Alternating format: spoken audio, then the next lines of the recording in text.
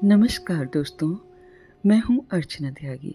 एक बार फिर से आपके साथ हिंदी लेखक परिवार के यूट्यूब मंच पर और आज प्रस्तुत कर रही हूँ डॉक्टर तृप्ति गोस्वामी द्वारा लिखित एक कहानी मानवता।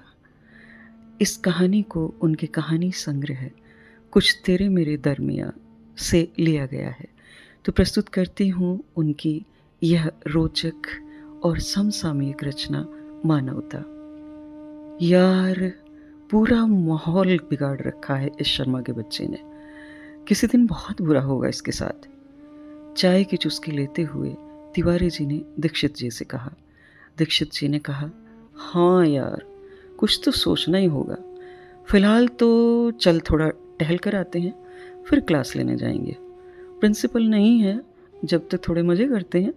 हाँ हाँ चल, थोड़ा साइड में जाकर धुआं भी उड़ाते हैं। और दोनों मस्ताते हुए चल दिए सिगरेट के कश लगाने के लिए।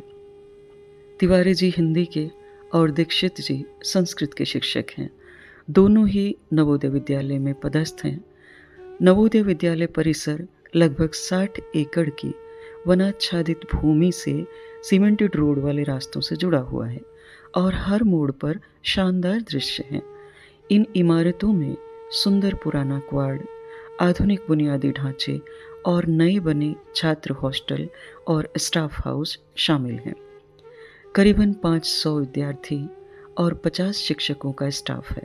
सभी शिक्षक शिक्षिकाओं को रहने के लिए क्वार्टर दिए गए हैं। शिक्षकों की आय भी सामान्य से ऊपर है, मतलब जीवन शैली उच्च स्तर की है। सभी क्वार्टर बड़े हैं और हर क्वार्टर के बाहर खाली जगह है, जहां उस जगह को सब ने अपने हिसाब से रख छोड़ा है। जैसे तिवारी जी ने 1-2 मुड्ढे और मार्केट से सुंदर सा झूला लाकर रखा है, तो पालीवाल जी ने वहाँ आर्टिफिशियल पेड़ पौधे लगाए हैं, तो किसी ने ग्रीन नेट लगाकर अच्छी खासी एक और रूम की व्यवस्था कर ली है। किंतु शर्मा जी ने न झूले लगाए, न कोई और साज सज्जा की।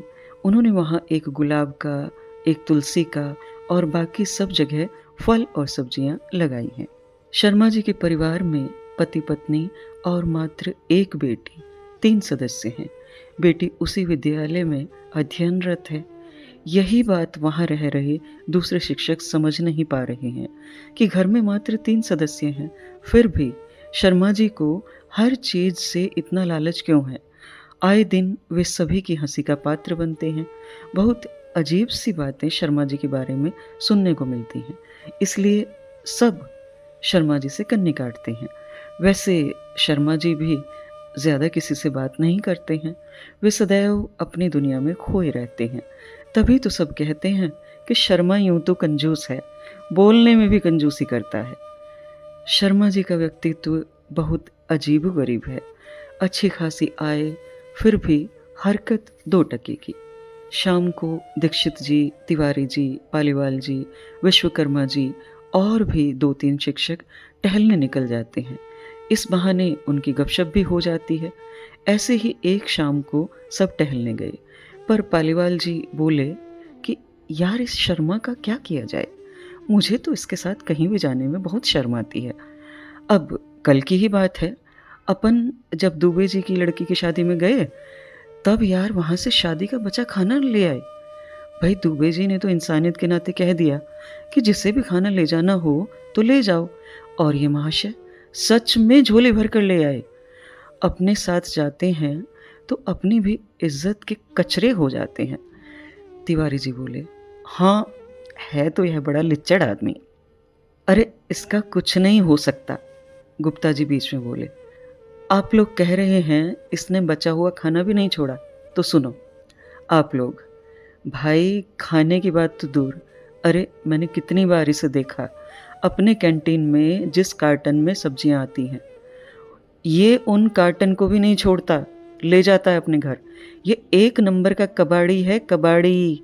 इसकी जितनी बात करें ना उतनी कम है। बस अपने को प्रिंसिपल के सामने अच्छा साबित करने के लिए नियमित क्लास लेता है और उनको दिखाने के लिए प्रांगण में लगे पेड़ पौधों की देख रेख करता है। इतने में तिवारी जी बोले, और हाँ, किसी को एक फूल नहीं तोड़ने देता, जैसे इसके ही बाप दादा का विद्यालय है। किसी दिन इसकी तो मैं छोड़ो यार, अपन अपना क्यों खून जलाएं, चलो एक एक कश सिगरेट का हो जाए। दीक्षित जी बोले। विद्यालय में वार्षिक उत्सव चल रहा था। 2 दिन तो खेल कूद हुए और फिर सांस्कृतिक कार्यक्रम होना था। एक बड़ा स्टेज प्रांगण में बनाया गया। कई बच्चे नाटक और नृत्य के प्रतिभागी थे। जब नाटक और नृत्य जैसी प्रतियोगिताएं होती हैं तो स्वाभाविक होता है कि माइक और म्यूज़िक की व्यवस्था करनी होगी। इसलिए स्टेज पर म्यूज़िक सिस्टम लगाने के लिए एक लंबा बिजली का तार बिजली की मेन लाइन से जोड़ा गया। इसे दुर्भाग्य ही कहेंगे कि एक तार थोड़ा सा कटा हुआ था और उसी तार से टकराता हुआ एक कबूतर नीचे आ गिरा और उसने दम तोड़ दिया। यह देखकर शर्मा जी दौड़ कर आए और उस कबूतर के ऊपर यह सोचकर पानी छिड़का कि शायद वह जिंदा हो, पर वह मर चुका था। तब शर्मा जी उस कबूतर को उठाकर ले गए और आधा घंटे के बाद वापस आए। तब तक कार्यक्रम अपनी गति पकड़ चुका था। कार्यक्रम अच्छा रहा और समय पर संपन्न हो गया। दूसरे दिन शाम को फिर वही सब साथी टहलने गए। तब कल के कार्यक्रम की बात चली। सबने कार्यक्रम की बहुत तारीफ की, पर हर बार की तरह आज भी 2-4 इधर उधर की बातें करने के बाद शर्मा जी की चर्चा चली। दीक्षित जी ने कहा, देखा कल शर्मा को कबूतर फेंकने के बहाने कितनी देर तक कार्यक्रम से बाहर रहा। इतने में पालीवाल जी बोले, इसको शिक्षक की जगह ना सफाई कर्मचारी बन जाना चाहिए था। उधर से गुप्ता जी की आवाज़ आई, अरे भाई सही कह रहे हो, मैं कुछ दिन पहले की बात बताता हूँ। विद्यालय के बाहर कुत्ते का पिल्ला मरा पड़ा था। ये सफाई कर्मी उसे अपने हाथ में उठा कर ले जा रहा था। मैं तो देखता ही रह गया। हे भगवान, कितना अजीब व्यक्ति है यह। रोज रोज शर्मा जी की अजीब हरकतें और रोज विद्यालय की कैंटीन से बचा खाना ले जाना, यहाँ तक कि सब्जी के खाली कार्टन ले जाना, सब हरकतें विद्यालय के शिक्षकों को मानसिक रूप से परेशान कर रही थी।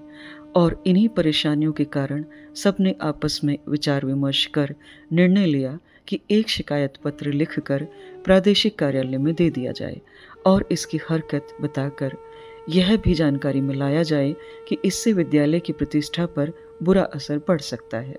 कृपया विद्यालय की व्यवस्था पर सख्ती से ध्यान दिया जाए। अंततः सभी ने मिलकर एक शिकायत पत्र लिखकर उस पर कार्रवाई करने का निवेदन किया। पत्र भेजने के बाद सभी शिक्षक बहुत खुश थे कि अब मजा आएगा, जब सबके सामने जलील होगा। सभी को बस इंतजार था कि कब शर्मा की बेइज्जती हो और हम मजे लें। पत्र प्रादेशिक कार्यालय में पहुंचा और निर्णायक समिति ने निर्णय लिया कि अगर ऐसी बात है तो एक सामूहिक मीटिंग रखी जाए, जिसमें शर्मा जी सहित सभी शिक्षकों को बुलाया जाए। विद्यालय के स्टाफ रूम में मीटिंग रखी गई, जिसमें सभी शिक्षक मौजूद थे। मीटिंग की अध्यक्षता कर रहे प्रादेशिक कार्यालय के उपायुक्त के सामने शर्मा जी को खड़ा किया गया। उन्होंने कहा, हमें तुम्हारी बहुत सी शिकायत मिली हैं। सुना है तुम हर दिन अजीबोगरीब हरकतें करते हो। उपायुक्त का इतना बोलना हुआ कि वहाँ मौजूद सभी शिक्षक एक साथ बोलने लगे। कोई कहता यह खाना चोर है, कोई कहता यह तो मरे हुए पक्षी को भी नहीं छोड़ता, उसको भी खा लेता होगा। कोई उसे घमंडी बोल रहा था तो कोई एक नंबर का कंजूस, और भी पता नहीं क्या क्या। मीटिंग की अध्यक्षता कर रहे उपायुक्त ने सबको शांत किया और शर्मा जी की तरफ नजर करते हुए बोले, क्या यह सब सच कह रहे हैं? शर्मा जी को समझ नहीं आ रहा था कि आखिर क्या बोलें। फिर भी उन्होंने थोड़ी देर बाद मौन तोड़ा। यह सब जन सही कह रहे हैं। मैं हर दिन बचा खाना ले जाता हूँ। हाँ, यह भी सही है कि मैं खाली पैकेट भी नहीं छोड़ता। हाँ, सच है मैं मरे हुए पक्षियों जानवरों को भी उठा ले जाता हूँ, लेकिन इसका यह मतलब नहीं कि मैं यह सब अपने घर ले जाता हूँ। मैं बहुत गरीब घर से उठा हुआ हूँ। मैंने बहुत मशक्क़त करके अपनी शिक्षा पूरी की है। मेरे जीवन में एक समय ऐसा भी था कि मैं 2-2 दिन भूखा रहा हूँ, और इसलिए सर मैं रोटी की कीमत बहुत अच्छे से समझता हूँ। मेरे पेट में जितनी जगह होगी उतना ही तो खाऊंगा ना। यह तो सोचने की बात है। मैं सबको नहीं बताना चाहता था, किंतु आज मेरा इतना अपमान हो रहा है तो बताने के लिए मजबूर हो गया हूँ। मैं हर दिन बचा खाना ले जाता हूँ, क्योंकि बचा हुआ खाना यहाँ काम नहीं आता, पर उन मासूमों का पेट भर देता है जिन्हें भरपेट खाना नहीं मिलता। दे आता हूँ मैं मंदिर के बाहर आस लगाए भिखारियों को, जिनकी न छत है, न सोने को खाट, न खाना।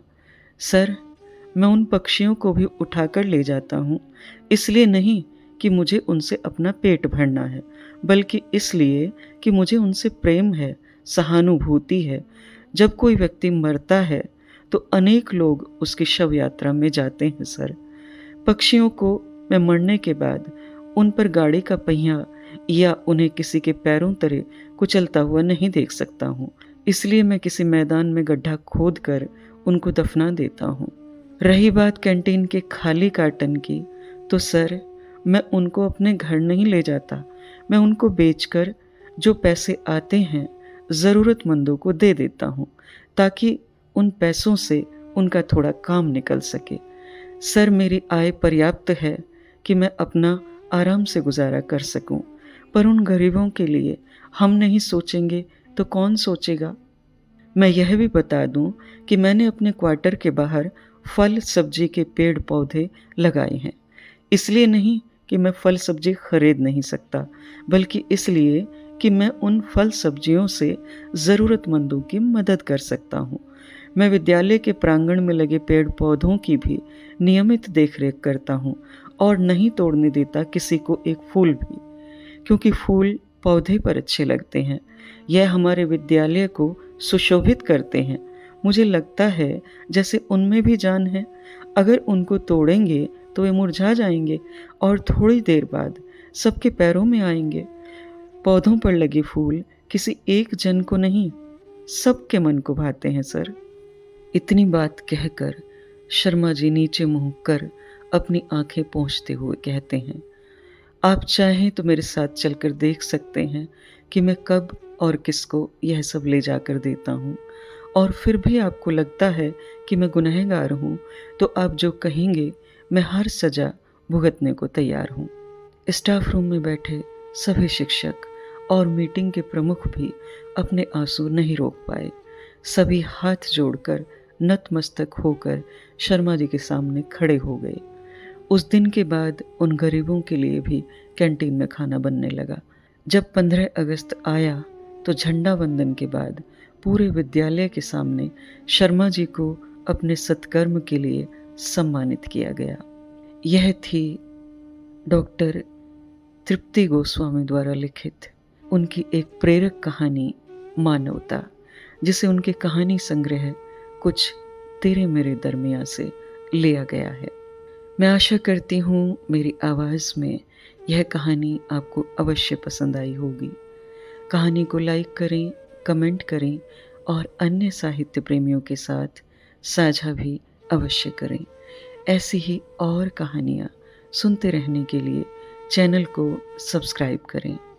मैं अर्चना त्यागी अब आपसे विदा लेती हूँ। फिर मिलते हैं एक और कहानी के साथ बेहतरीन कहानियों के सफ़र में। धन्यवाद। अगर आपको रचना पसंद आती है तो लाइक और कमेंट्स ज़रूर करें और शेयर कीजिए।